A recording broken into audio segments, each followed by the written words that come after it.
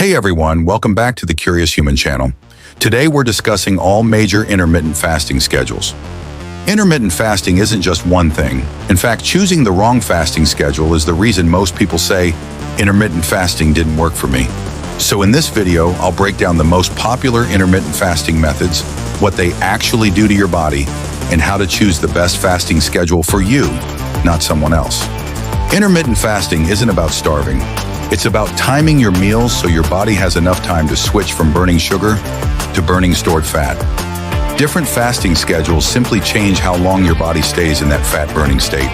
Let's break them down. The 16-to-8 method means you fast for 16 hours and eat within an 8-hour window. This is the most popular and beginner-friendly option. Best for beginners, busy lifestyles, sustainable weight loss, people who don't want extreme hunger. If you're new to intermittent fasting, this is usually the best place to start. With 18 to 6, you fast a bit longer and eat within 6 hours. This keeps insulin levels lower for longer and increases fat burning. Best for people who already adapted to 16 to 8. Faster fat loss, better appetite control. This schedule is popular with people who want results without going extreme. OMAD means one meal a day, usually within a 1-hour window. This puts your body in a deep fasting state, but it's not for everyone. Best for advanced fasters, people with experience, short-term fat loss goals. Not ideal for beginners, people training intensely, anyone who struggles with energy or binge eating. OMAD is powerful, but risky if done wrong. The 5-to-2 method means you eat normally for 5 days and eat very little on 2 days.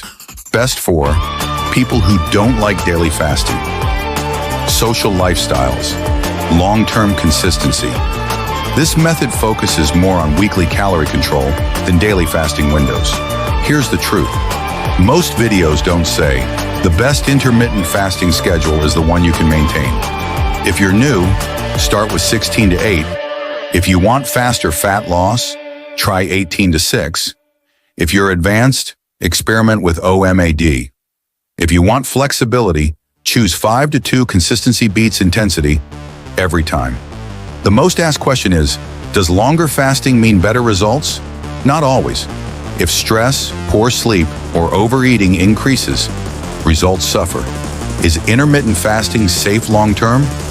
For most healthy adults, yes, when done sensibly and with good nutrition. Can you switch schedules? Absolutely. Your body adapts, and your schedule should too. Intermittent fasting isn't about suffering. It's about working with your body, not against it.